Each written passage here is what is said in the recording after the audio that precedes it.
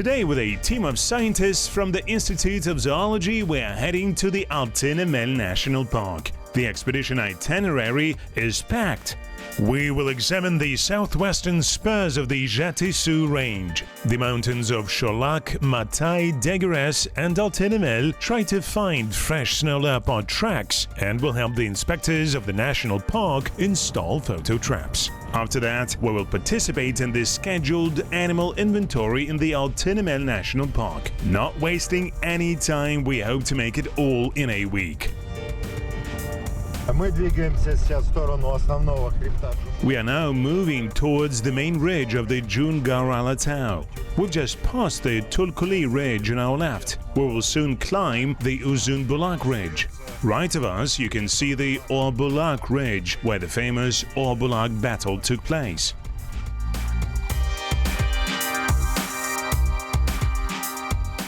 From the main ridge of the Dzhungar Alatau, the foothill plain smoothly descends into the Ile Valley. We are slowly moving up. As we are gaining altitude, there's more and more snow and the temperature drops. We need to find the Uzun Bulak checkpoint, located somewhere on the park's eastern border.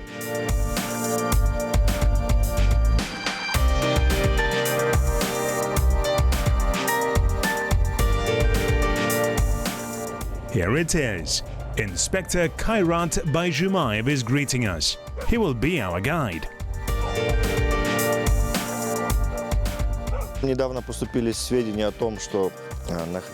Just recently, snow leopards were reported attacking livestock on the Altyn-Emel ridge, near one of the park's checkpoints. Allegedly, a snow leopard killed 3 foals. So our team came here to verify the information. Then we will go to the mountains to install photo traps. We'll also analyze all the tracks in the snow. For many years already, nobody has encountered snow leopards on the Altyn-Emel ridge, so we really want to see whether it's true or not.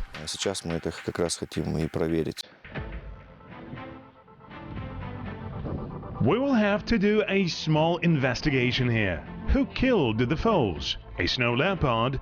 Quite possibly the criminal in our case is not a leopard, but a wolf or a lynx. In some countries, the farmers who have suffered damage from rare predators get compensated for their killed livestock. To get the money, the damage has to be confirmed by a zoologist. After all, a wolf or a lynx could be the ones to blame.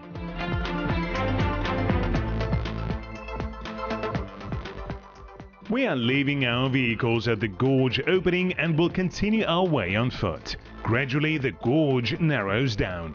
You need to move really carefully as the river is not frozen everywhere. A barely noticeable trail loops from the right bank to the left. The researchers map not only all the animal tracks, but also record the state of springs, streams and rivers. Availability of watering sites is a vital factor for wild animals. Due to climate changes, the state of mountain watercourses has been changing over time.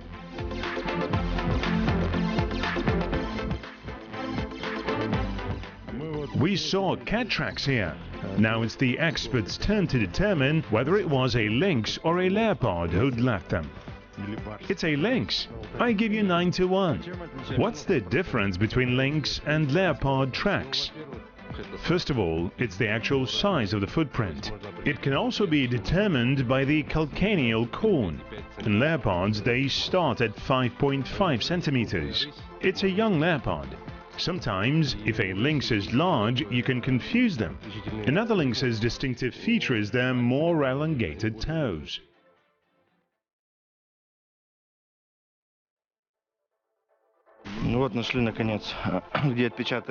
We found a really nice footprint with clearly visible toes and heel. It's already obvious that it is a lynx track in spite of the fact that the footprints are quite big. The animal walked over the frozen crust and spread its toes not to sink into the snow. In the Uzun Bulak Gorge, the coniferous forest belt starts at the altitude of 1700 meters. The forest extends along the river and is not very dense. This is the typical habitat of the mountain goat teke. On the southern slopes of the gorge, the snow melts away quickly. At first sight, the vegetation on the rocks doesn't seem very lush, but the alpine herbs contain more calories as they do not burn out as much in the sun.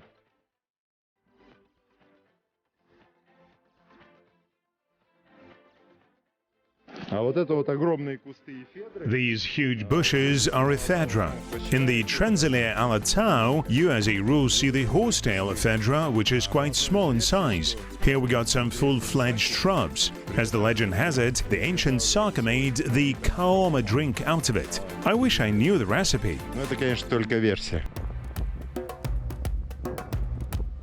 Ibexes are great climbers. Rocks serve them a refuge from predators, and here they have no food competitors. No other animal can climb such steep walls.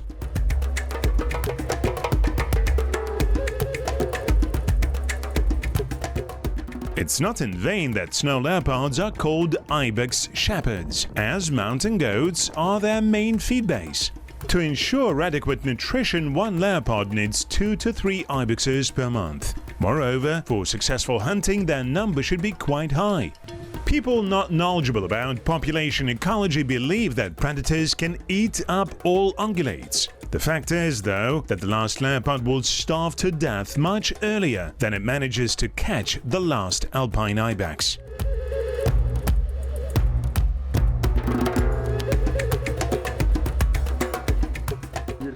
They saw 2 snow leopards in this gorge. Were they big? Yes, it was a couple. What were they doing? They had killed an ibex and were eating it. After a good physical exercise, sitting in the camp, a sandwich and a nice cup of hot tea appear the most exquisite delicacies. The conversation, of course, revolves around the topic of snow leopards. Leopards are extremely careful animals. Even people who have lived all their lives in the mountains may never see them. Saltere and Alexei have been studying leopards professionally, but you can count their live leopard encounters on your fingers. Survey data and eyewitness accounts also help in the research. They can be informative, but today only the image of an animal obtained using a photo trap can be used as scientific evidence. Our zoologists have already collected a significant archive of such images and recognize many leopards, as they say, in the face, specifically by the location of spots on their fur.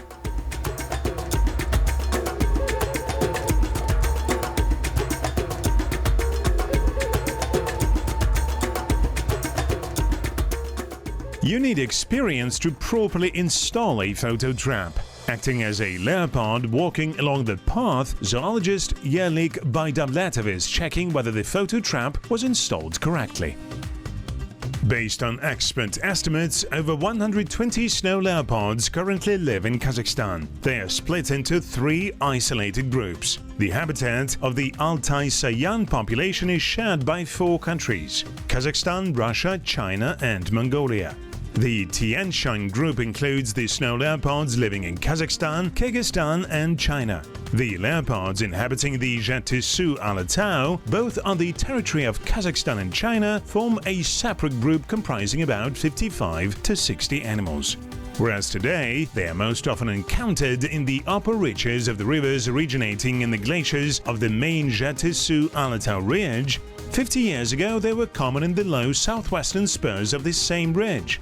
Arkady Slutsky, a famous Kazakhstan researcher and a corresponding member of the National Academy of Sciences, once described the passage of a snow leopard pair from the Dzhungar ridge to the northern Tian Shan through the Iler River Valley. In 1953, zoologist Antipin described his encounters with leopards in the mountains of Sholak, Matai, Degares, and Altyn-Emel in the Nature Journal.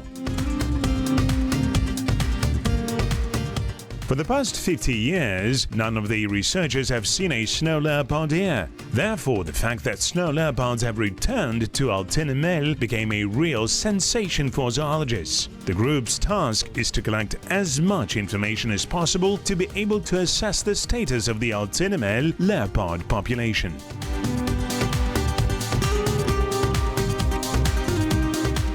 The Altyn-Emel National Park was created in 1996 on the basis of the Qazaq hunting and conservation farm. Hunting and conservation farming is a rather rare form of specially protected natural areas, yet as practice has shown, they are quite effective. In the 80s of the last century, the density of ungulates population in the Qazaq farm was considered the highest on the territory of the former USSR. In 1982, 28 Turkmen kulans were brought here from the reserve on the Basa-Kelmes island, and over the next 40 years, their number had increased up to 3,500.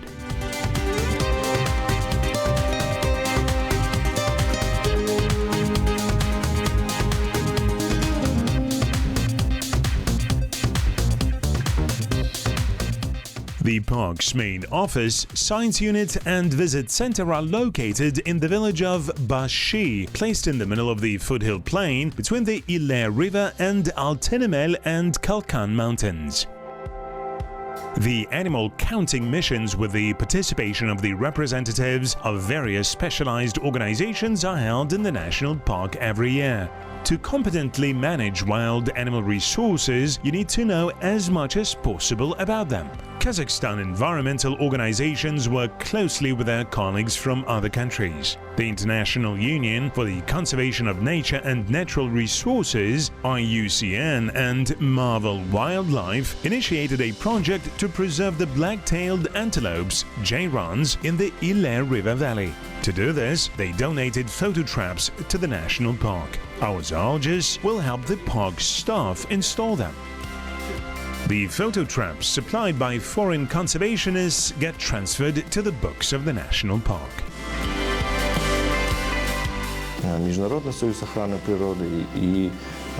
The IUCN and Marvel Wildlife are our friends. The latter is a British wildlife NGO specializing on gazelles. This project includes two components, jayrans and snow leopards, and aims to study the relationship between desert landscapes and mountain ecosystems.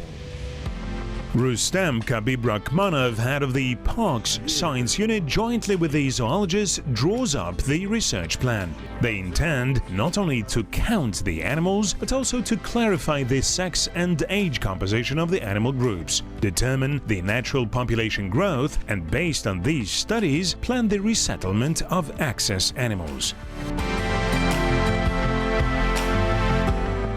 The national park has a protected and a recreational zone. Whereas access to the protected area is closed for non-staff, several tourist routes were developed and operate in the recreational zone. Visitors can get preliminary information about nature, animal world, and distant history of these ends in the park's visit center. Altyn-Emel is a very popular tourist destination. It takes about 2-3 hours to get to the park from Almaty International Airport. Tens of thousands of guests from all over the world come here every year. Indeed, the park is a sight to behold.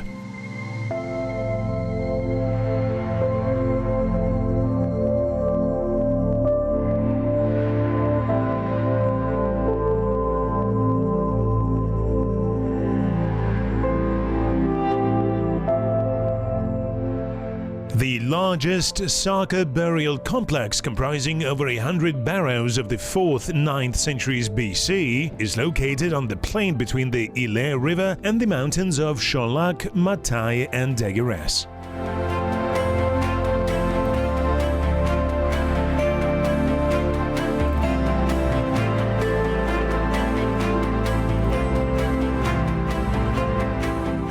Strong steppe winds raise fine sand from the river shallows. Airstream crush into the Kalkan mountain massif, leaving the sand settling in the intermountain trench and forming a huge sand dune. In dry weather, the dune produces a sound resembling an engine roar.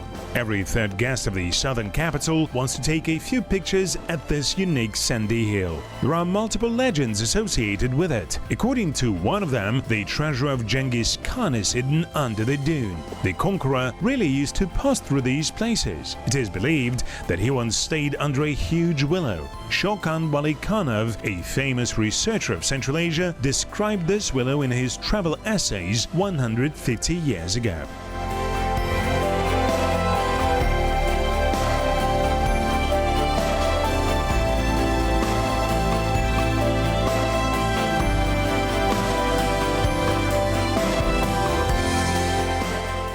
Lovers of Martian landscapes can enjoy a tourist route to the Dzhungar Alatau Mountains. This is a true open-air geological museum.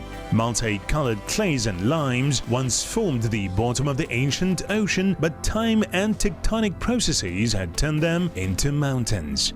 You can't drive vehicles here. The only way to get around is walking.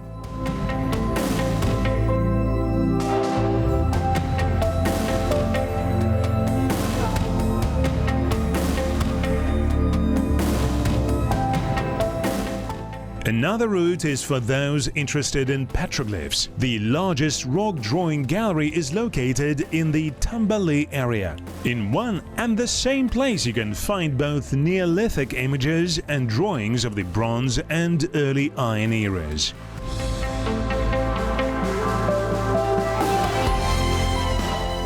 In the national park, you can see and learn a lot of interesting and exciting things. Yet, we have different plans today. The group of zoologists from the Institute of Zoology will take part in the wild ungulate counting mission in the park. No job can be done without a good plan.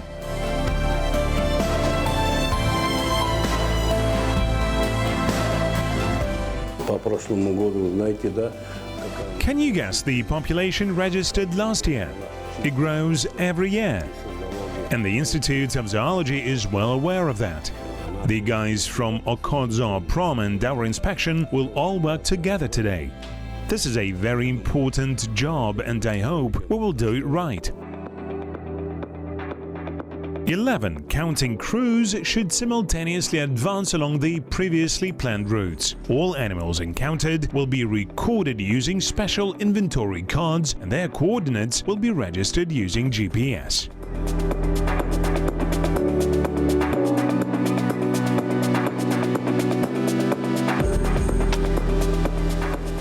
The detailed counting plan is ready and everybody knows what to do.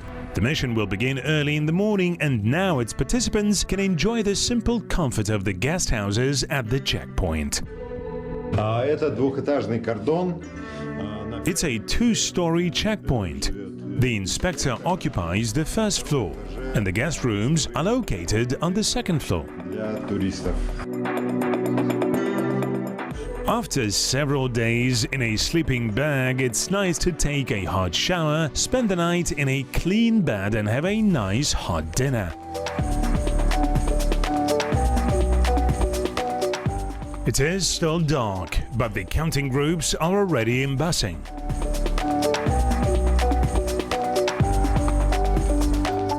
The rays of the rising sun are painting the steppe in warm yellow tones. The assembly point is assigned near the Beshatir Mounds, about a 40-minute drive from the checkpoint.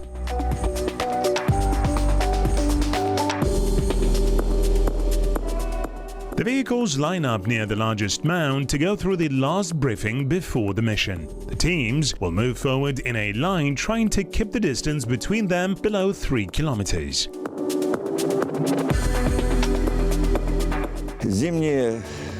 We do winter comprehensive counts for Jayrans, Kulans and Agali. To do the inventory of our Jayrans, we have designed an original in-house methodology, allowing to increase the accuracy of the counts, say for Jayrans or Kulans, up to 95%.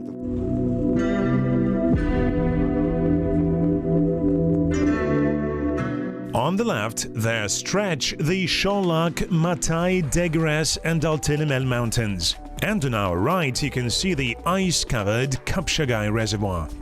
They are divided by a wide rocky rubble plain. This is the main habitat of jayrans and kulans. The routes are designed in such a way so that mission vehicles remain within sight of each other. Groups of jayrans are running in between the SUVs. Counting specialists are trying not only to calculate the number of animals, but also to determine their sex and age. Information about the social structure of a herd is an extremely important component of monitoring the state of rare animals' populations. What is the annual offspring growth? What percentage of females is involved in reproduction? How many sexually mature males are there? The scientists will be able to draw these significant conclusions after the tabletop data processing. Modern smart software installed on cell phones allows to quickly record this information in designated e-cards. Drones also help counting animals more accurately.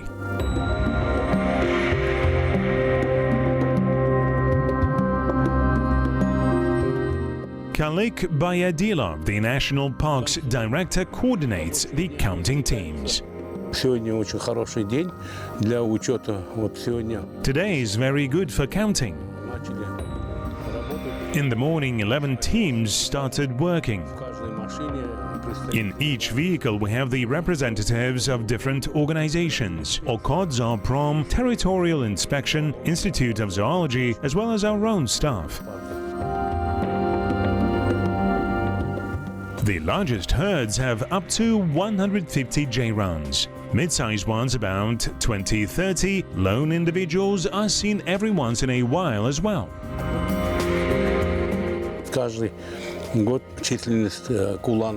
Every year, the number of red-listed animals like kulans and jayrans is growing.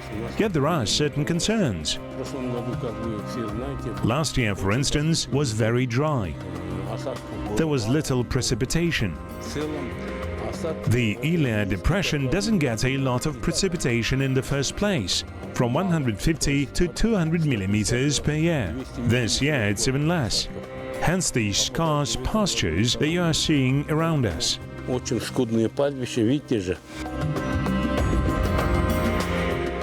In fact, at the end of winter, the Ilia Depression has almost no snow. In the past 2 to 3 years, due to drought and scarce nutrition, the behavior of kulans and jayrans has changed drastically. They never went to graze in the mountains before.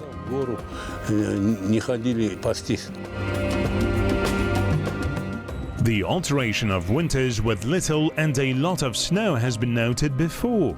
Are global climate changes the cause of the current low snow cycle, or are these the accidental vagaries of nature? So far, there is no definite answer to this question. Climatologists draw their conclusions only based on long-term observations.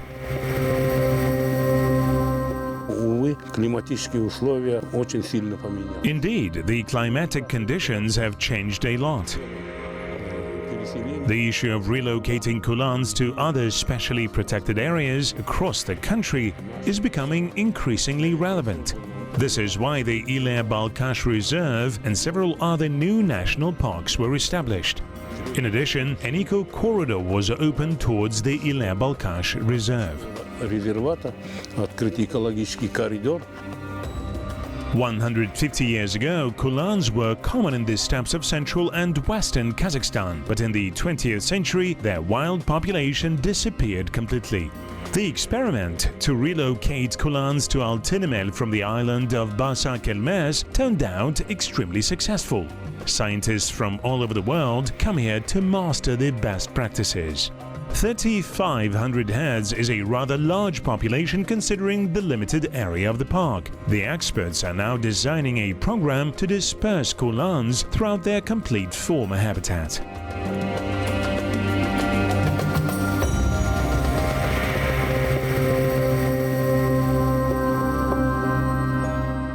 Part of the plain is covered with Saxaul woods.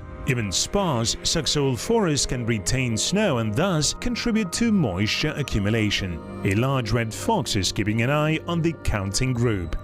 After fox fur went out of fashion, foxes became much more careless.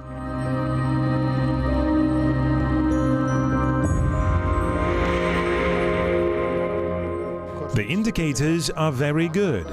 Compared to the last year, the number of the argali, kulans, karakoy and ungulates look very good. In the evening, all the crews gather at the checkpoint. Let's sum up the results tomorrow. We did enough today. The specialists of the science unit are analyzing the data obtained, putting together maps and writing the reports. The total numbers that we got during this counting mission are the following: Jayrans 5,297 heads, argali 172, and kulans 3,607. The scheduled inventories of rare animals are supervised by the Territorial Forestry and Wildlife Inspection.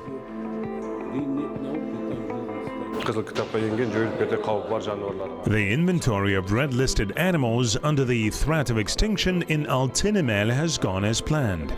As predicted, the number of karakoy, kulans and argali turned out high this year, despite the fact that the living conditions last summer were not quite good.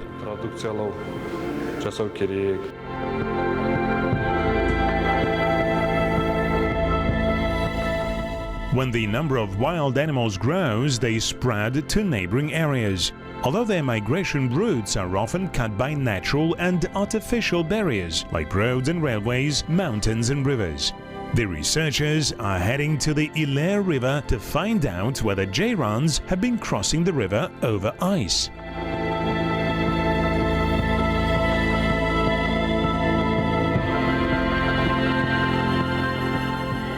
The place where the Iler River flows into the Kapshagai Reservoir is called backwater.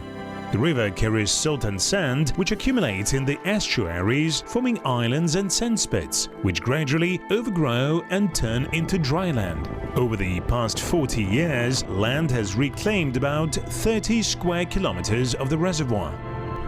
Along the Iler there stretches a strip of Tugai woods, though not very wide. There are a lot of pheasants and wild boars here, although we haven't seen them so far. Jayran tracks disappear in the reeds on the Iler banks. Maybe this is their passage point.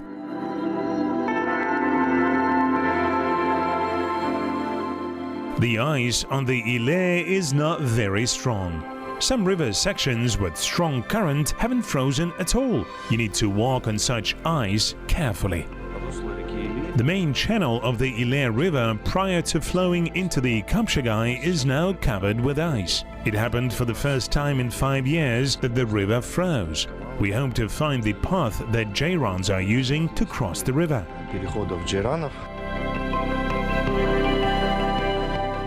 We have located some separate tracks, but larger scale studies are required to get the full picture.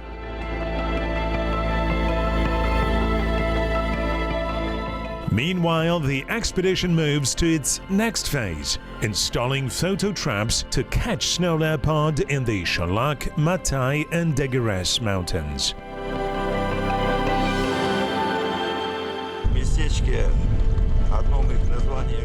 They took the first pictures of snow leopard near a village not far from here. I cannot give you its name to prevent the unhealthy interest though. Prior to that, some people did say that they saw it there, but the first documentary pictures were obtained exactly in that gorge.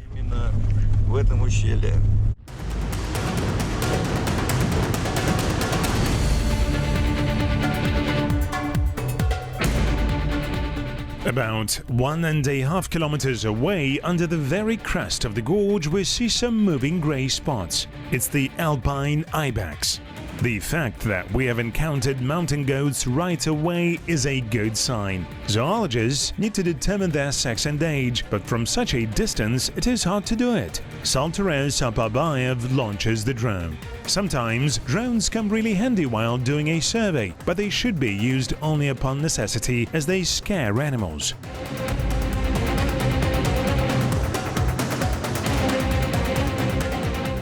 We managed to locate two ibex groups. There are several females with youngsters and a couple of young males. The chances of bumping into a snow leopard are higher where there are many mountain goats.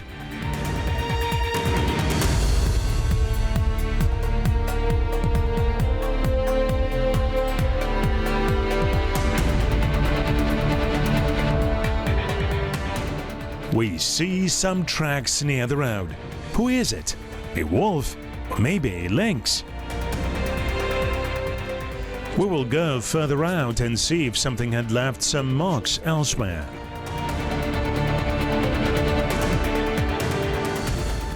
The footprints are suspiciously large. The heel is 63 millimeters wide, and the whole footprint is about 11 centimeters. The footprint size and shape and distance between footprints can help distinguish one predator from another, as well as hint to its age. The beast was walking peacefully. It wasn't running away from something. So what animal can afford taking a calm walk right down the road? In this gorge, there are a lot of Siberian mountain goats. Last September, it was here that they took the first pictures of the snow leopard. Before that, it was believed that it hadn't lived here for a long time. There was no evidence proving their presence in the gorge. We went into the gorge, literally drove 2 kilometers in and found snow leopard tracks along the road. They were very clear. It was definitely a snow leopard, highly likely a male. A picture of a snow leopard in Altyn-Emel is big news indeed, but it's not enough to draw any serious conclusions about the number, age and sex structure of the group, as well as its preservation prospects. Scientists say that a large cat population is capable of remaining genetically stable for a long time if it has at least 50 animals to ensure genetic diversity. For that, animals must move and reproduce freely.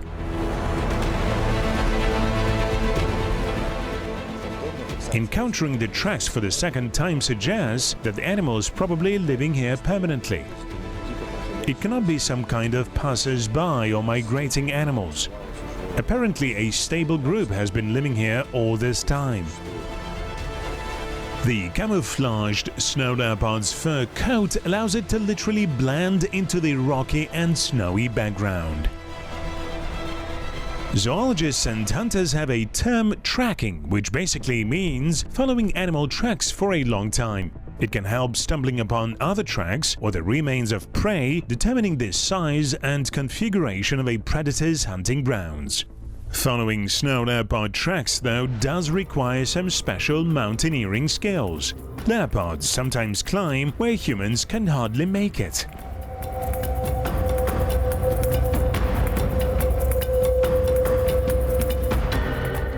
The snow leopard had crossed the gorge and climbed the opposite steep slope. So far, the group manages to follow its tracks. Apparently, it was not for the first time that the animal has walked here. Near the stone, we can see an old scraped-out pit. Do you see it? Animals make them with their hind paws to leave urinary marks. Such marks, in fact, are a leopard's social network. If another leopard follows this path, it will definitely leave a comment. Snow leopards always patrol their territory and leave odor marks to communicate with other animals. This is yet another social network. The hunters of the Neolithic age also wanted to express themselves and share their impressions. Their message survived to our days. It turns out that in those distant times there were many mountain goats and predators here.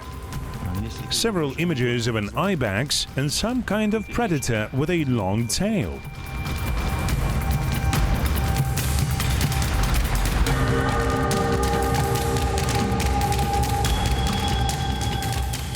The snow leopard tracks disappear in the narrow rocky canyon. If necessary, leopards may quench their thirst by eating snow, yet they prefer locations with streams and rivers. The presence of watering sites with clean water is a necessary condition in snow leopard habitats.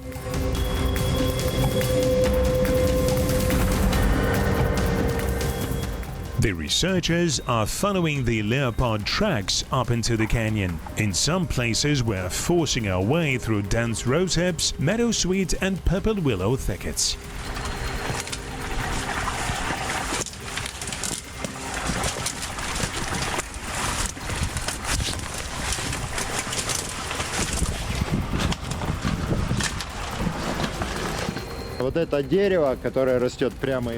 This tree growing right out of the rock is called hackberry.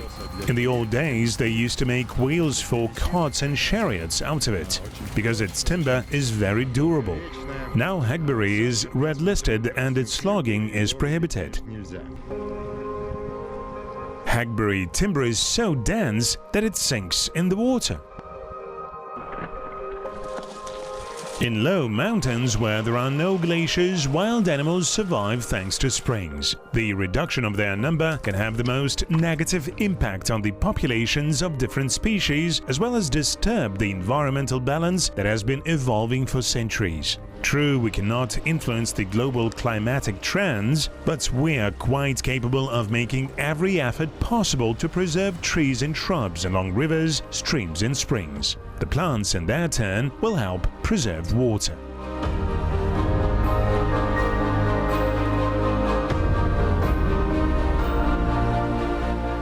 Four species of cats inhabit this area: snow leopards, lynxes, steppe cats, and manul cats.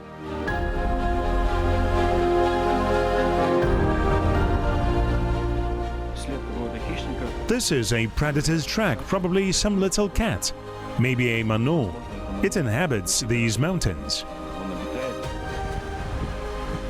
Small cats feed on mouse-like rodents and birds. Stone partridges or kekliks are their favorite treat.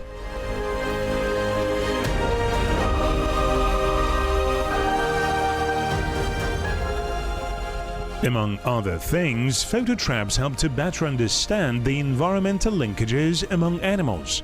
Lynx, snow leopard and wolf are food competitors, and yet they share the same habitats. This gorge is just awesome, and here it narrows into a tight corridor. This is where the guys will install the photo traps, because the animals are likely to pass here. Photo traps are triggered by movement, so they need to be installed in such a way so as to prevent wind swinging branches or grass in front of the sensor. They turn on at a distance of up to 10 meters, but to get a good image, it has to be not more than 5-6 meters. The pictures from the photo traps irrefutably prove that there are snow leopards in Altyn-Emel. Yet a lot of work is awaiting the national park's staff. Large-scale research is necessary to find out how many leopards live in the area. What is their sex and age? What is the spatial distribution of these rare cats? What are their migration routes and seasonal movements? Some very interesting and important work is to be done. Due to rarity, snow leopard remains an understudied species. To save it from extinction, we need to gather as much information about it as possible. We are literally collecting and analyzing piece by piece. It is necessary to continue and expand our research of snow leopards. Our expedition to Altyn-Emel is coming to an end, and we are going back home. Since the Outer World team had a chance to participate in the installation of the photo traps, we will do our best to return here with zoologists in a few months and find out the results. Snow leopard is not only one of the rarest animals of our fauna, but also one of the main symbols of our country. So its preservation concerns not only us, but we hope all of you, our dear audience.